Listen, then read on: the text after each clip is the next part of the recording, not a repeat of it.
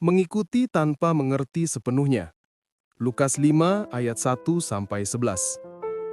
Narasi ini menolong kita memahami bagaimana ketaatan bekerja. Teks ini menunjukkan bahwa mengikut Yesus tidak selalu lahir dari pengertian. Seringkali, ketaatan justru terjadi ketika kita belum memahami maksud Allah. Kita diajak melihat bagaimana teks Injil menyusun pola ini. Bukan melalui perasaan rohani, melainkan melalui urutan peristiwa yang konkret. Yesus berada di tepi Danau Genesaret. Orang banyak mengerumuninya. Simon dan teman-temannya sedang mencuci jala. Mereka baru selesai bekerja. Hasilnya tidak memuaskan. Teks Injil menyusun kejadian ini dengan urutan yang jelas. Yesus mengajar orang banyak. Ia kemudian berbicara kepada Simon. Perintah yang diberikan sederhana. Bertolaklah ke tempat yang dalam dan tebarkanlah jalamu. Perintah ini datang pada waktu yang tidak masuk akal. Pekerjaan malam telah gagal. Jala sedang dibersihkan. Secara pengalaman, perintah itu tidak logis. Simon menyampaikan keberatan. Ia menjelaskan kenyataan yang ia alami. Namun teks menyoroti satu kalimat penting.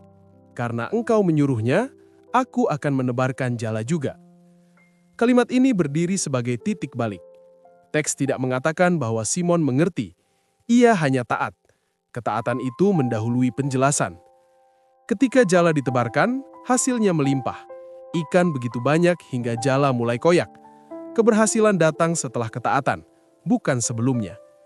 Respon Simon tidak berupa kebanggaan. Ia tersungkur di depan Yesus. Ia berkata bahwa dirinya orang berdosa. Teks memperlihatkan kebingungan batin.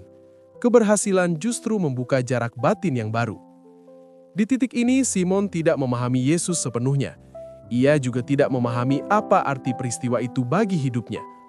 Yang ia pahami hanyalah ketidaklayakannya sendiri. Teks tidak menutup kebingungan ini.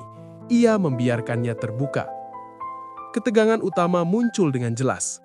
Ketaatan tidak lahir dari pengertian yang lengkap. Ia lahir dari kepercayaan yang masih rapuh. Yesus tidak langsung menjelaskan makna peristiwa itu. Ia tidak membela Simon. Ia tidak mengoreksi pengakuan dosanya. Yesus hanya berkata agar Simon tidak takut. Kemudian datang panggilan. Mulai sekarang engkau akan menjala manusia. Teks tidak menjelaskan bagaimana caranya. Tidak ada rincian, tidak ada rencana. Ketegangan ini tetap terjaga. Mengikuti Yesus berarti melangkah, bukan karena semuanya sudah dimengerti, tetapi karena perintahnya direspons. Teks ini berakhir dengan tindakan. Mereka meninggalkan segala sesuatu, mereka mengikuti Yesus. Injil tidak menjelaskan apakah mereka sudah paham. Ia tidak menunjukkan kesiapan mereka. Ia hanya mencatat langkah yang diambil. Di titik ini kita dibiarkan bersama ketegangan. Mengerti belum penuh, rasa layak belum ada, namun langkah tetap diambil. Makna yang ditinggalkan teks ini tegas. Mengikuti Yesus tidak menunggu pengertian yang lengkap. Ketaatan seringkali lahir ketika pemahaman masih tertinggal di belakang.